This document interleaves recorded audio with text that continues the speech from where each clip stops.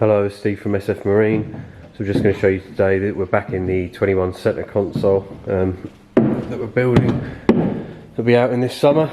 So we've just recently finished installing the transom. So we've got the hull skin layup on the exterior.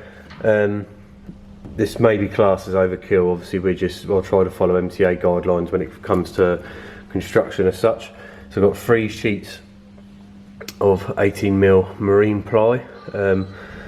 So it's a glass in the back to bond to the hull, 1 sheet, more glass, another sheet, more glass, final sheet, and then the top layer that we've got on here, or this top skin, is the same thickness as the hull. So we're trying to achieve a transom thickness of around 70 to 75mm, which is what the MTA guideline would suggest for a 200 horsepower engine. So this is set up for a extra long shaft. So we've got a Suzuki 200 XL going on the back of this, and then obviously if you're installing trim tabs or anything like that, then you're going to have a nice bit of fixing or material to fix into. And then just to top that off, yeah, we should be having some interceptors and things like that put on there anyway.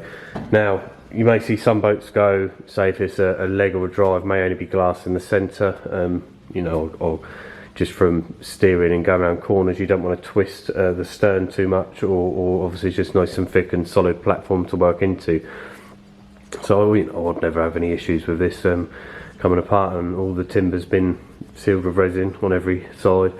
So we're just trying to give it the best longevity that it's going to last the longest time. It's usually only when someone starts drilling holes into a transom and not sealing them correctly is when you start ending up with issues. So we're going to cut this down, we're going to build the well into this. We made a well already, but we're not too sure, well I'm not too sure that I'm going to go ahead with that one. So I'm going to plop it in anyway, looking to have a live bait well, and just try and see what space we've got. So yeah, we'll have that in.